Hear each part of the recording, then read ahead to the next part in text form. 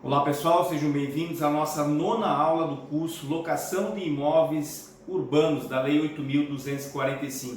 Estamos chegando na reta final, hoje a gente vai entrar nas ações de despejo e possivelmente na próxima aula a gente finalize esse curso. Peço a vocês que se inscrevam no nosso canal, curtam nossas redes sociais lá no Instagram, no Facebook e também no Telegram. A gente vai tratar hoje dos casos lá do artigo 59, parágrafo 1º da Lei 8.245, onde cabe despejo de forma liminar, sem ouvir a parte contrária. Então, a Lei 8.245 traz essa previsão. Então, em alguns casos, eu tenho direito de obter a medida liminar, sem ouvir a parte contrária. O juiz já vai deferir de logo, de pronto, essa medida liminar. Então, vamos dar uma olhada. Lá no artigo 59 diz o seguinte: com as modificações constantes nesse capítulo, as ações de despejo terão o rito ordinário. A gente sabe que agora, com a mudança do CPC em 2015, a gente não chama mais de rito ordinário, e sim de procedimento comum. Então, elas seguirão o procedimento comum, porém com algumas especificidades trazidas pela Lei 8.245, já que a parte processual da questão dos despejos está prevista também aqui na Lei 8.245, que a gente chama de Lei do Inquilinato. Então, no parágrafo 1º, ele diz o seguinte: conceder-se-á a liminar para desocupação em 15 dias, independentemente da audiência da parte contrária e desde que prestada caução no valor equivalente a 3 meses de aluguel, nas ações que tiverem fundamento exclusivo. Aí ele cita aqui quais os casos em que cabe liminar. Mas primeiro, antes disso,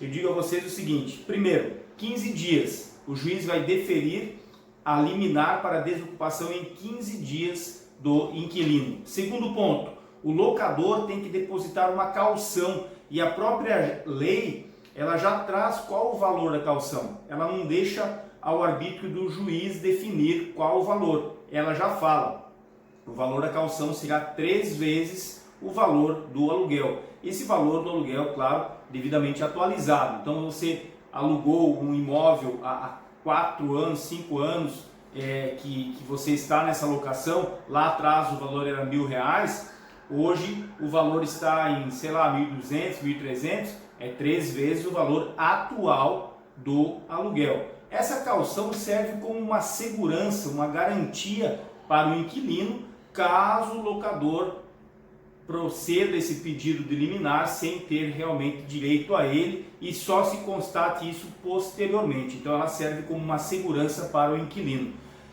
Porém, se concretizado o despejo e concretizada a procedência da ação de despejo, esse valor será devolvido para o locador, esse valor fica depositado então em juízo.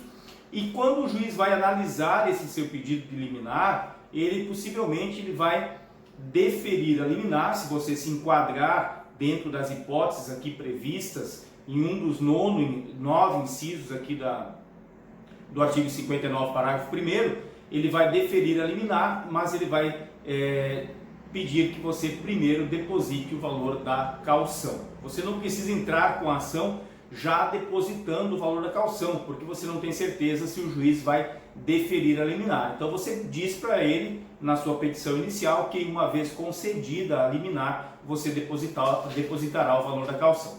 Então vamos ver quais são as hipóteses previstas no 59, parágrafo 1º. Primeiro inciso: o descumprimento de mútuo acordo. Mútuo acordo, vocês lembram que é uma das formas de desfazimento da locação, está previsto lá no artigo 9º, inciso 1 da Lei do Inquilinato. Então, o descumprimento do mútuo acordo, celebrado por escrito e assinado pelas partes e por 2 testemunhas, no qual tenha sido ajustado o prazo mínimo de 6 meses para desocupação do imóvel, contado da assinatura do instrumento. Então, o locador e o locatário fazem um acordo e resolvem o seguinte: olha, nós vamos destratar essa locação, nós vamos desfazer essa locação, e o inquilino terá um prazo de 8 meses para desocupar, 9 meses, sei lá, tem que ser no mínimo 6 meses segundo o artigo. Aí chega o final desse prazo e o inquilino não desocupa o imóvel. você vai entrar com ação de despejo, juntando esse documento aos autos, demonstrando que ele não, fazendo a prova, claro que ele não desocupou, e o juiz concederá a desocupação em 15 dias. Segunda hipótese, inciso 2, que diz o seguinte: o disposto no inciso 2 do artigo 47, havendo prova escrita da rescisão do contrato de trabalho ou sendo ela demonstrada em audiência prévia. O inciso 2 do 47, bom, primeiro, 47 é um dos tipos de locação residencial, a gente tratou delas lá na aula 7. É um dos tipos de locação residencial que ela segue por prazo indeterminado, é aquela locação firmada com prazo menor de 30 meses ou então por prazo indeterminado. O que acontece? Naquelas locações cujo contrato foi firmado em razão de contrato de trabalho existente entre o locador e o locatário, rescindido o contrato de trabalho, também o locador terá direito a rescindir a locação. Então, fazendo prova escrita de que rescindiu o contrato de trabalho, ele também poderá obter liminar para que o inquilino desocupe o imóvel. Depois, inciso 3, o término do prazo de locação para a temporada, tendo sido proposta a ação de despejo em até 30 dias após o vencimento do contrato. A gente viu a locação para a temporada, lá do artigo 48 da lei do inquilinato, onde o prazo máximo para a locação de temporada é de 90 dias. Então você firma um contrato de temporada, digamos que seja de 30 dias, de 40, de 60, não importa, o máximo é 90. E o inquilino não desocupa, então ele não desocupou, você tem no máximo 30 dias após o vencimento do contrato para entrar com a ação de despejo para obter a medida liminar. O que vai acontecer se você não promover a ação de despejo? Aquela locação ela vai se prorrogar, vai se transformar numa locação por prazo indeterminado e aí você cai nas regras do artigo 47. Então cuidado, se venceu o contrato de temporada, você tem no máximo 30 dias para promover a ação de despejo, sob pena de transformar-se numa locação daquela do artigo 47. Depois, inciso 4, a morte do locatário sem deixar sucessor legítimo na locação, de acordo com o referido no inciso 1 do artigo 11, permanecendo no imóvel pessoas não autorizadas por lei. Então, o contrato de locação, ele se estende aos herdeiros, aos sucessores, tanto com a morte do locador quanto com a morte do locatário. Porém, se morreu o locatário e ele não deixou o sucessor legítimo, aquelas pessoas que residem com ele lá no imóvel não são suas herdeiras, seus sucessores, então o locador terá direito a um pedido liminar de desocupação por essas pessoas.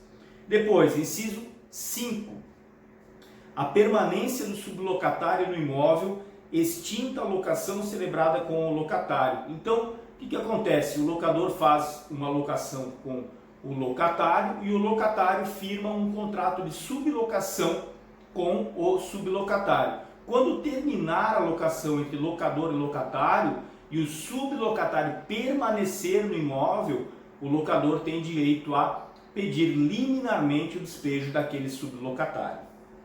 Depois, inciso 6, o disposto no inciso 4 do artigo 9º, o inciso 4 do artigo 9º, vocês devem lembrar, são aqueles casos em que o proprietário precisa fazer reparos urgentes determinados pelo poder público, reparos no imóvel, e aí o inquilino, ou ele, podendo permanecer, ele se nega a deixar fazer esses reparos, ou então, precisando de desocupar, ele não desocupa. Então, o locador terá direito, fazendo essa prova, terá direito a obter, então, a liminar no prazo de 15 dias, conforme o disposto no inciso 6, aqui do 59, parágrafo 1º, que diz o seguinte, repetindo, o disposto no inciso 4 do artigo 9º, havendo necessidade de se produzir reparações urgentes no imóvel, determinadas pelo poder público, que não possam ser normalmente executadas com a permanência do locatário ou,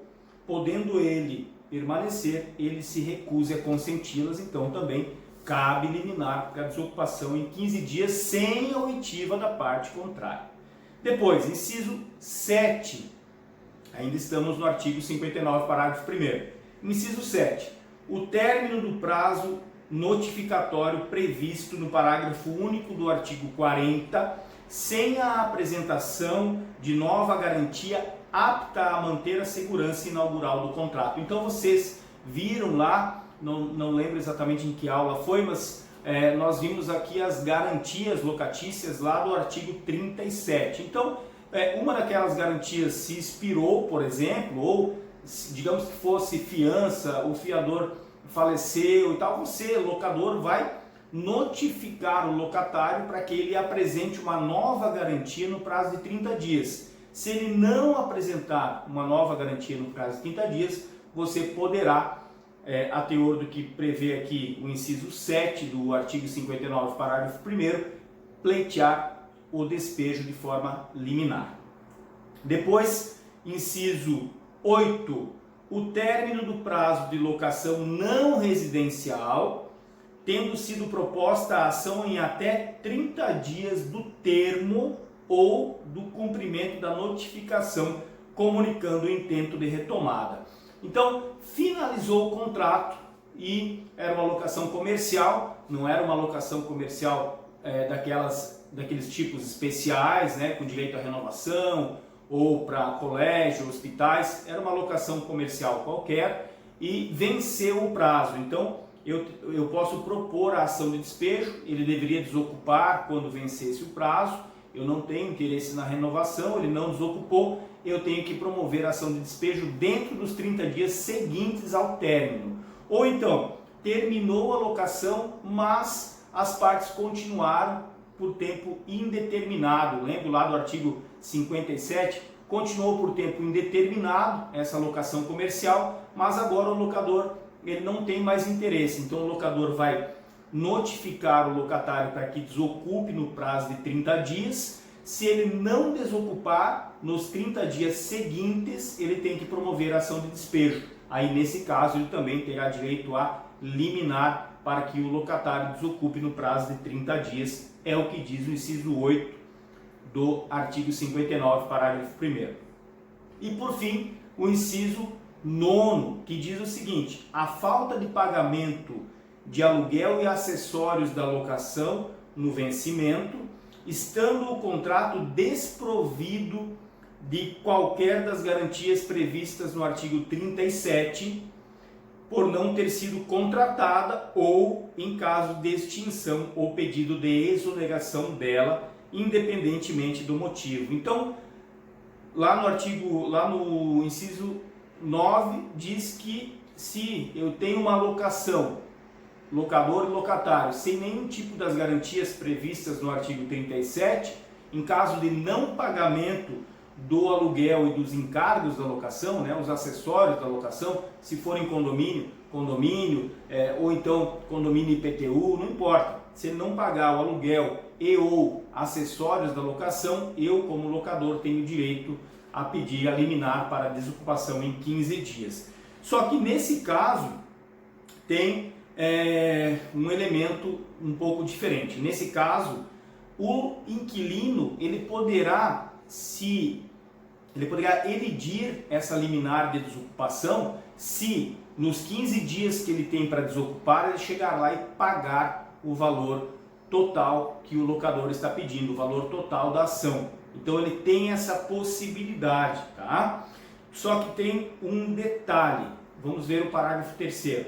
No caso do inciso 9 do parágrafo 1º desse artigo, poderá o locatário evitar a rescisão da locação e elidir a liminar de desocupação se, dentro dos 15 dias concedidos para a desocupação do imóvel e independentemente de cálculo, ou seja, ele não vai poder discutir o cálculo, ele tem que simplesmente depositar, efetuar o depósito judicial que contemple a totalidade dos valores devidos na forma prevista no inciso 2 do artigo 62. Então, ele pode elidir essa liminar se ele fizer o depósito do valor total que está sendo pedido aqui pelo locador. Só tem um detalhe: um detalhe, o locatário, ele só pode se valer desse benefício uma vez a cada 24 meses. Claro, senão seria muito complicado. Já pensou, o locador é um contrato sem garantia.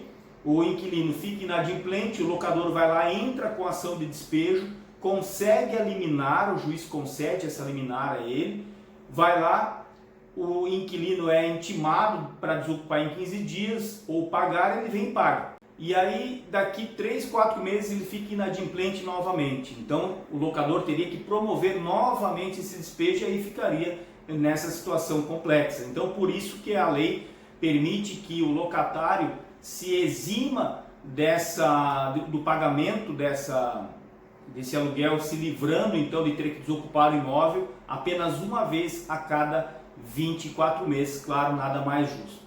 Tá certo? Então, espero que tenham gostado da aula de hoje e na próxima aula trataremos dos outros tipos de despejo e também dos outros tipos de ação previstas aqui na lei do inquilinato, a consignação de aluguéis, a ação renovatória, a ação de revisão. Então a gente vai tratar disso na próxima aula ou nas próximas, caso não seja possível terminar tudo na aula 10, tá certo? Espero que tenham gostado, deixe seu like e até o próximo vídeo.